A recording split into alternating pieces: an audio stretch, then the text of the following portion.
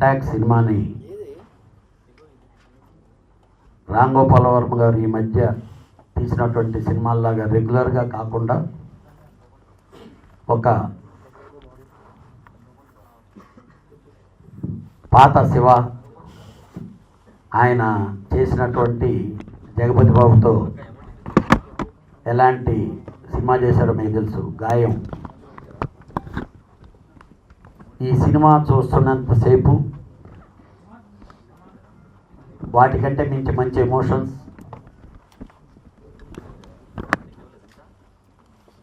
బేసిక్గా మనం ఫ్యాక్షన్ అంటే రాయలసీమ బేస్నే థింక్ చేస్తాం. ఆ రాయలసీమలో ఉండేటటువంటి ఫ్యాక్షనిస్టులు ఇంటర్నల్గా కూడా ఎంత ఎమోషన్స్ ఉంటాయనేది, ఎందుకంటే ఇదే డైరెక్టర్ గారు నేను కాంబినేషన్లో రక్తచరిత్ర 1, 2 చేశాం. గారు చెప్పినట్టు ఆయన ఒకరోజు నా దగ్గరకు వచ్చి ఈ చిన్న చిత్తగా 5 రోజులు 5 లక్షలు ఇలాంటి సినిమాలు మానేసి మళ్ళీ కొంచెం వెనక్కి వచ్చి అని నా కాలర్ పట్టుకుని మళ్ళీ వెనక్కి లాగారు.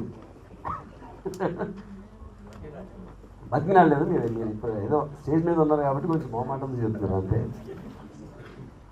బట్ అని చెప్పినట్టు రక్త చరిత్ర టైంలో ఆయన ఫస్ట్ నేను కలిసినప్పుడు కూడా ఇంటెన్స్ యాక్షన్ ఓరియంటెడ్, లేకపోతే హీరోయిజం, చాలా డైలాగ్ డ్రామా కానీ యాక్షన్ ఉన్నది. అలాంటి దాంట్లో మ్యాక్సిమం ఆడియన్స్ మీ నుంచి ఎక్స్పెక్ట్ చేస్తారు. మీరేమో దాన్ని వదిలేసి ఐస్ క్రీము గీ స్క్రీము అట్లాంటి దాంట్లోకి వెళ్తే ఇది అది ఎవరికి ఉపయోగం అని నాకు ఒక 2 గంటలు క్లాస్ స్పీకర్. ఆ క్లాస్ స్పీకర్ ఫలితమే వాళ్ళ అటాక్. సో మనోజ్ ఆల్వేస్ నేను తన కళ్ళల్లో ఒక విధమైన ఒక మ్యాడ్నెస్ ఉంటుంది. ఎప్పుడు నేను చూసినప్పుడు ఎప్పుడో నేను 1-2 సాంగ్స్ సీన్స్లో చూసాను. అలాంటి ఇంటెన్సిటీ అటాక్ టైప్ ఆఫ్ సినిమాలోని క్యారెక్టర్ చాలా బాగుంటుంది అనేది నేను ఫీల్ అయ్యా. నేను మనోజ్ని ఎప్పుడు వచ్చాను, నాకు వచ్చి చెప్పినప్పుడు కూడా నేను ఈ cinema very high intensity drama అయితే దీంట్లో సాంగ్స్ రొమాన్స్ దానికి ఒక ఎలిమెంట్ ఆఫ్ హ్యూమర్ అలాంటి దానికి ఉండదు. మనకి అంటే అది స్టార్ట్ అవగానే అటాక్తో స్టార్ట్ అయ్యి ఆల్మోస్ట్ అదే పేస్ తోటి క్లైమాక్స్ వరకు ఫాలో అవ్వాలనేది నా ఉద్దేశం. ఈ సినిమా ఎంత ఇప్పుడు ఆయన కొంచెం లైటర్ వేనుక ఏదో మాట్లాడినా కూడా ఎంత సీరియస్గా తీసుకున్నారంటే ఈవెన్ పాటల పరంగా కూడా ఫస్ట్ లిరిక్ రాయమన్నారు. రాసిన లిరిక్కి రవిశంకర్ గారితో ట్యూన్ చేయించారు ఈ సినిమాకి. సాధారణంగా ఏంటంటే సినిమాల్లో ప్రతిసారి కూడా ట్యూన్ ఫస్ట్ అవుతుంది, తర్వాత లిరిక్ రాస్తాం దానికి తగ్గట్టుగా. ఇప్పుడు అలా కాకుండా మెయిన్ ఫస్ట్ థీమ్ ఎస్టాబ్లిష్ అవ్వాలి, ఆ సెన్స్ ఎస్టాబ్లిష్ అవ్వాలి అని చెప్పి ముందు లిరిక్స్ రాయించారు. ఆ లిరిక్స్ కూడా అంటే లిరిసిస్ట్కి ఒక ప్రేరణ ఇవ్వడానికో మరి ఏమో మరి తెలియదు. రోజు నన్ను సాయంత్రం జిమ్కి రమ్మనేవారు. 6 to 8 ఈవినింగ్ జిమ్ టైంలో ఒక ఫిజికల్ ట్రైనర్ తోటి ఆయన రోజు జిమ్ చేస్తున్న టైంలో నన్ను కూడా జిమ్ చేయమని రోజు కూడా అంటే అదే అట్మాస్ఫియర్లో ఈ యొక్క యాక్షన్ స్టోరీ ఇదంతా డిస్కస్ చేయటం, ఆ థీమ్స్ అన్నీ కూడా డిస్కస్ చేయటం, ఈ పాట రాయడానికి దానికి కూడా అటువంటి అట్మాస్ఫియర్ కూడా ఆయన పూర్తిగా దీనికి పెట్టి చేయడం జరిగింది. I think for the first of it's kind. తర్వాత ఇప్పుడు ఆండ్రూ ఫెడరిక్ నిషే గురించి మాట్లాడే రాము గారు రామాయణం, మహాభారతం, భాగవతం వీటి పట్ల ఎంత ఆయన కమాండ్ ఉంది అనేది కూడా యాక్చువల్గా ఈ సినిమాతోటి ఒక లిరిసిస్ట్గా ఫస్ట్ నాకు అర్థమైంది. అక్కడ వాట్కా విత్ వర్మ అని శ్రీరాశ్రీ రాస్తుంటాడు, but I'm Sharma with Varma అని నేను చెప్తున్నాను. నేను ఎక్కువసేపు మాట్లాడే విసిగించను, ఎందుకంటే మీరు అందరూ మనోజ్ కోసం, హీరోయిన్ గారి కోసం, వర్మ గారి మాటలు విందామని వచ్చాను. నేను నా జీవితంలో ఒక మాట అనుకున్నాను, ఒక 7,000 కచేరీలు చేస్తుంటాను, 3 గిన్నిస్ రికార్డులు చేశాను, కానీ ఏనాడు కూడా ఒక నిబంధన ఏంటంటే ప్లేబ్యాక్ పాడకూడదు అని. నేను హీరోగా చేసిన జంజాల్ గారి ఆఖరి చిత్రం విచిత్రంలో నా పాట నేను పాడుకున్నా, అది నేను ప్లేబ్యాక్ అనుకోలేదు, నాది నేనే పాడుకున్నాను కాబట్టి. కానీ చాలాసార్లు అడిగారు, మోహన్ బాబు అన్నయ్య కూడా మనోజ్ సినిమాకి పాడమని అడిగారు సూర్య ఫిలింకి. అప్పుడు అన్నయ్య అడిగితే నేను పాడలేకపోయా యూఎస్లో ఉండడం మూలన. బట్ తర్వాత చాలామంది అడిగినా కూడా సారీ అండి నేను ప్లేబ్యాక్ పాడనండి, ఎందుకంటే నా మనసులో ఉన్న భావాలే నేను పాడుకుంటాను, నా ఫిలాసఫీ నేను పాడుకుంటాను అని. కానీ ఒక రోజు విచిత్రంగా శ్రీరాశ్రీ ఫోన్ చేసి, సార్ ఒక అద్భుతమైన పాట మీరు పాడాలి, వర్మ గారికి పాట, నీకేమైనా మర్చిపోయిందా నీకు? ఆయన ఏం అడుగుతాడో నాకు తెలుసు, ఆయన ఏం పాడమని అడుగుతాడో ఆయన పాటలు నాకు తెలియవా, పిచ్చ అభిమానిని, రక్త చరిత్ర పార్ట్ 1 పార్ట్ 2, ఆయన చంపు, పగ, సెగ, ఏసై, కుమ్మై, నరికై, తలకాయ ఉందా, ఏసై, ఇటువంటి పాటలు పాడమంటాడయా. నేను జైలుకి వెళ్ళి ఖైదీలను పరివర్తన తీసుకురావాలని గాంధేయవాదాన్ని నా యజ్ఞోపవేతంగా వేసుకున్న మనిషిని. Thank you so much for making me a part of this wonderful and attacking project.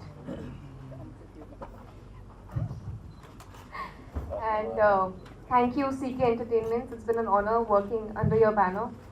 And I've grown up watching Ramu sir's films, and it's a dream come true, working with him today. And I really cherish this moment and all the memories which I shot during the process of this film. So Ramu sir, thank you so much once again. And definitely in the next film we are going to have songs. First reason of actually doing the film was the thrill to work with Ramu Garu. There was a film which we were supposed to do and I couldn't do it. I apologize for it because I did not have the daring enough things to really do Ram Gopal Verma's full-on flesh film, and I promised myself next time whenever he calls I'll be a part of any film for any role when he'd called, and that's what I did. Till date I don't think ever anybody imagined me as a bad girl.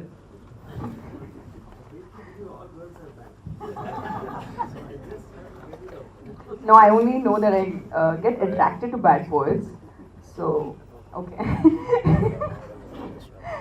Well, Ramu Garu, it was about the thrill to work with somebody where I saw the Rangila, and I've told him as a kid I've been dancing to the Rangila songs and I always wanted to meet this man when I was in Bombay and I could not meet him. This is like 4-5 years back, and I was like, Mana Telugu वालो हैदराबाद से है और मैं कैसे काम नहीं कर सकती हूँ. విజయవాడ. గారు హార్డ్ వర్క్ ఆయన చేస్తూ మాతో కూడా హార్డ్ వర్క్ చేయించారు. అది ఒక సినిమా కాదు కాబట్టి అన్ని సినిమాలు నేను అసిస్టెంట్ కెమెరా ఉన్నప్పుడు కూడా రామ్ గారి కంపెనీలో వర్క్ చేశాను. అండ్ ఇది నా 2వ సినిమా రామ్ గోపాల్ వర్మ గారితో, అండ్ ఇది నా 36వ సినిమా. బట్ 36 సినిమాలకు కాకుండా ఫస్ట్ సినిమాలాగే నేను ఆయన ద్వారా ఫోటోగ్రఫీ చేశాను.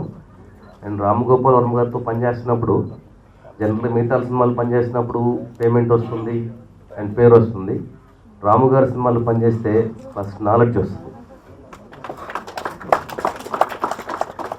ఆ నాలెడ్జ్తో నేను రాము గారు చాలాసార్లు చెప్పాను, ఒక సినిమా ఇయర్లీ నాకు ఇవ్వండి సార్, ఇంకో 10 సినిమాలు నేను బయట చేస్తాను మీ దగ్గర నేర్చుకున్న నాలెడ్జ్తో అంటాను. నేను ఎన్ని సినిమాలు చేసినా అండి అన్ని లాంగ్వేజ్లో, సౌత్ ఇండియన్ లాంగ్వేజ్ అన్నీ చేస్తూ ఉన్నాను. ప్రజెంట్ తమిళ్లో 2 సినిమాలు చేస్తున్నాను, కన్నడ చేస్తున్నాను, మలయాళం చేస్తున్నాను. బట్ రామ్ గోపాల్ వర్మ గారితో ఒక సినిమా చేస్తే ఆయన దగ్గర నేర్చుకున్నది నేను చాలా ఎక్కువ. ఆయన దగ్గర నేర్చుకున్నది నేను బయటకు వెళ్ళి ఇంప్లిమెంట్ చేస్తాను. Thank you so much sir. Shankar, ఈ సాంగ్ నువ్వు చాలా బాగా చేసావు, ప్లీజ్ కమ్ విత్ మీ అని లోపలికి అటాక్ మూవీ ఎడిటింగ్ జరుగుతుంది. ఆ ట్రైలర్లో ఈ సాంగ్ పెట్టి చూపించారు ఆయన. నేను నిజంగా వండర్ అయ్యాను, ఇది నేను నిజంగా బాగా చేశానా చేయలేదు నాకు తెలియదు, ఆయన చెప్పారు. కానీ అంత మంచి డైరెక్టర్ చెప్పిన తర్వాత అప్పుడు నాకు ఫస్ట్ నా మీద నమ్మకం కలిగింది. నేను ఒక మ్యూజిక్ డైరెక్టర్ అవుతాననే ఫస్ట్ ఇండస్ట్రీలో నాకు ఒక నమ్మకాన్ని సార్ కల్పించారు. అలాగే నెక్స్ట్ సాంగ్ మళ్ళీ ఇచ్చారు. నెక్స్ట్ సాంగ్ అయిపోయింది, సార్ ఫోన్ చేశారు, శంకర్ ఈ ఆర్కెస్ట్రేషన్ ఎలా చేసావు, ఇంత బాగుందన్నారు. నేను ఎవరితో మాట్లాడుతున్నా నాకు అర్థం అవ్వలేదు. రామ్ గోపాల్ వర్మ గారు మాట్లాడుతూ నేను ఒక్కసారి ఎక్కడికి వెళ్ళాను కూడా నాకు తెలియదు అసలు. ఇదంతా మీ ఇన్స్పిరేషన్ సార్, మీరు చెప్పడం వల్ల ఇలా చేయగలిగాను నేను అని. ఎక్కడో నేల మీద కూర్చుని నన్ను పిలిచి 2 సినిమాలు నాకు డైరెక్ట్ చేసి నన్ను హీరో చేసిన ఏకైక వ్యక్తి మా రామ్ గోపాల్ వర్మ గారు. జీవితంలో చాలా మంది సైకిల్ చెప్తారు మర్చిపోలేదని, కానీ నేను 100% నా తల్లిదండ్రులకి ప్రమాణంగా జీవితంలో నేను ఇప్పుడు రామ్ గోపాల్ వర్మ గారిని మర్చిపోను. ఎందుకంటే ఒక మనిషి సినిమాలో చూస్తున్నాం, రాత్రి కోటేశ్వర అయిపోతాడు, రాత్రి హీరో అవుతాడు, విలన్ అవుతాడు. కానీ ఒక్క సినిమాతో నన్ను హీరో చేసిన మా రామ్ గోపాల్ వర్మ గారికి జీవితాంతం రుణపడి ఉంటా. ఇకపోతే ఈ సినిమా విషయంలో 100 కోట్లు 1000 కోట్లు ఆశపడని మా కళ్యాణ్ గారు సినిమా చేయడం గొప్పేం కాదు, కానీ ఈ సినిమాకి పూర్తిగా రామ్ గోపాల్ వర్మ గారు వెనకాల ఉండి ప్రతి ఫ్రేమ్ ప్రతి క్షణం ఉండి షూటింగ్ చేసింది నేను, వాళ్ళ బ్రదర్ వెంకటేశ్వరరావు గారు. రామ్ గోపాలమ్మ గారితో అంత అనుబంధం ఉంది కాబట్టి ఆయనతో ఈ సినిమా చేయగలిగాం. ఈ సినిమా ఎప్పుడో షూటింగ్ పూర్తయింది, కానీ మా కళ్యాణ్ గారి లెక్కల ప్రకారం పలానా డేట్ రిలీజ్ చేద్దాం ఉద్దేశంతో ఇంతకాలం వెయిట్ చేసి ఈ సినిమాని ఒక అద్భుతమైన టైంలో రిలీజ్ చేస్తున్నారు.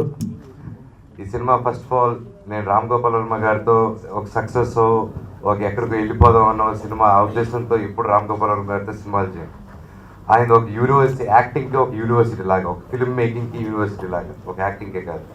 సో ఆయనతో నేర్చుకుంటే నా జీవితాంతం ఒక యాక్టర్ గాను ఒక టెక్నీషియన్ గాను ఎన్నో నేర్చుకోవచ్చు అన్న ఉద్దేశంతో రాము గారితో ఎప్పటి నుంచి వర్క్ చేయడం నాకు ఆశ. చిన్నప్పటి నుంచి ఫ్యాన్ వేరే మీ అందరిలాగా. And finally I got a chance అనమాట. వచ్చినంటే నేను డెఫినెట్గా చేస్తాను సార్. మామూలుగా అందరూ చెప్తారు 1000 అబద్ధాలు నువ్వు పెళ్లి చేయాలని. అంటే పెళ్ళి ఎంత పవిత్రమైనదో దానికి ఎన్ని అబద్ధాలు అయినా ఒక లైఫ్ని సెట్ చేయాలని. కానీ మా రాము గారు 1,00,000 అబద్ధాలు అయినా ఒక సినిమా చేసేదని ప్రయత్నిస్తుంటాను. ఎందుకంటే ఆయనకు అంత పిచ్చి సినిమా తప్ప ఏదో ఒకటి ఈ సినిమా ఎక్కించాలి, దానికి ఏమైనా చెప్పేద్దాం, సినిమా వెళ్ళిపోవాలి. అండ్ మామూలుగా ఎంత ఇదంటే నాకు ఎక్స్పీరియన్స్ పర్సనల్ ఏంటంటే ఈ సినిమా స్టార్టింగ్లో ఇది రామోహన్ పిలిచి నన్ను స్టోరీ ఉంది మనోజ్, ఇది సినిమా అనుకుంటున్నా విను అంటే వినంగానే అదిరిపోయిందనే చేద్దాం అని. ఇది నాకు నువ్వు బయట ఏం తీసుకుంటా అదంతా నాకు తెలియదు అంటే అన్న అవన్నీ తిరిగి మాట్లాడతాను, నేను మీకు చేస్తున్న సినిమా అంటే నాకు తెలియదు, ఇది నేను ప్రొడ్యూస్ చేస్తున్నాను, నా Z3 ప్రొడ్యూస్ చేస్తుంది. అండ్ అదేంటన్నా మీరు సీకెన్ గారు చెప్పారు నాకు ఎవరో బయట మీ దగ్గర రాకుంటారు. లేదు సీకెన్ గారు లేదు, సీకెన్ లేదు. ఆయన ఎందుకు దాక్కున్నారు ఫస్ట్ నుంచి ఆయన బయటకు రాలేదు. కాకపోతే ఆయన ఉన్నారని తెలుసు, కానీ నేను రాము గారి మాట వినేసి ఓకే ఆయన అన్నారు కదా ఆయన మాట విందాం అనేసి షూర్ అన్నారు. షూర్ ఓకే Z3 ఆయన ఎంత క్యారీ తీసుకున్నారంటే నాకు వచ్చే చెక్లు కూడా Z3 నుంచి వస్తుంది అనమాట. అమ్మ రాము గారిని అనుకునేవాడు వచ్చిన ప్రతిసారి. సరే ఏదేదో బాగుంది. అండ్ సీకెన్ గారు నాకు చిన్నప్పటి నుంచి తెలుసు. And like one of family member. And స్టార్టింగ్లో నాన్నగారు ఆయన సీకెన్ గారిని ఫస్ట్ తీసుకొచ్చి ఆయన అనమాట. సో అలాగే మాకు చిన్నప్పటి నుంచి బాగా ఇష్టం. అండ్ మా దీని నుంచి మా ఫ్యామిలీ టీం నుంచి ఒకరంత ఎదిగేది ఈరోజు ఎంతో మందికి లైఫ్ ఇస్తూ ఎన్నో మంచి చిత్రాలు తీస్తుంటే చాలా హ్యాపీగా ఉంది. అండ్ ఇంతకుముందు కూడా మేము ఒక సినిమా చేయాల్సింది, ఇప్పుడే కాదు ఎప్పటికైనా మీరు చెప్పినా మీతో సినిమా చేస్తానంటే కంగారు పడకండి. Thank you so much. And especially attack గురించి చెప్పాలంటే ఈ మూవీ ప్రతి ఒక్కరు ఇందాక మన రామ్ గారు చెప్పినట్టు ఇందాక ప్రతి ఒక్కరు ఈ సినిమా డబ్బు కోసమో దేనికోసమో చేయలేదు, కేవలం రామ్ గోపాల్ వర్మ ఆయన కోసమే చేశాం ఈ సినిమా. ఆయనతో చేస్తే చాలు మాకు జీవితాలు వచ్చేస్తాయి, ఆయన యాటిట్యూడ్తో చేస్తే వేరేలాగా చేస్తుంటాం. ఆయనతో కలిసి పనిచేయాలి, ఆయనకు ఒక హెల్ప్ ఉండాలి, ఆయనకు ఒక మనిషిగా ఆయనకు ఒక పనివాడిలాగా ప్రతి ఒక్కరూ పనిచేసి ప్రాణం పెట్టి పనిచేసిన సినిమానే అటాక్. ఇది పేరు ప్రతి ఒక్క టెక్నీషియన్, ముఖ్యంగా కెమెరామ్యాన్ అంజీ చాలా నాకు ఎప్పటి నుంచో తెలుసు. అండ్ ముఖ్యంగా పాండవులు 9వ సినిమాలో బ్యాచ్ వర్క్ వచ్చాడు. దాంట్లో నా పోలీస్ ఆఫీసర్గా ఇంట్రడక్షన్ ఉంటుంది ఆ సినిమాలో. And one of my very good introductions నా కెరీర్లో అది అంజీ తీశాడు. అది థ్యాంక్ యూ అంజీ. అండ్ ఈ సినిమా కూడా ప్రతి ఫ్రేమ్ చెక్కి చాలా అద్భుతంగా తీశాడు. అండ్ ముఖ్యంగా మన మ్యూజిక్ డైరెక్టర్ రవిశంకర్ ఫస్ట్ నుంచి ప్రతి సాంగ్ నాకు రెడీ అయినప్పటి నుంచి ప్రతి సాంగ్ నాతో డిస్కస్ చేయడం అండ్ నాకు పంపించడం, ట్యూన్ దగ్గర నుంచి ఆర్జీ అనే use to share with me రాము అన్న. అండ్ ప్రతిసారి లైక్ నేను నా ఫ్రెండ్స్ కానీ మా మ్యూజిక్ ఉన్నప్పుడు మాకు బాగా కిక్ ఇచ్చేది. అండ్ ఆ మ్యూజిక్ కిక్ వల్ల మేము ఇంకా బాగా యాక్ట్ చేయగలిగింది సినిమాలో. Thank you. అండ్ పేరున ఎస్పెషల్లీ సురభి ఈ సినిమాకి ఓన్లీ మంచి లైక్ గ్లామర్ అనమాట. ఈ సినిమాకి మా సినిమా గ్లామర్ కోషన్ అంటే సురభి. అండ్ వీళ్ళని గ్లామర్ కోషన్ అంటే మన పూనం అనమాట. సో ఈ సినిమాలో నన్ను కొట్టింది బాగా, మామూలుగా కొట్టలేదు, నా కళ్ళల్లో కుంకుమ వేసింది, చాలా ట్రై చేసింది. అండ్ మొత్తానికి ఏం జరిగిందో పూర్ణంకి సినిమా చూస్తే తెలుస్తుంది మీకు.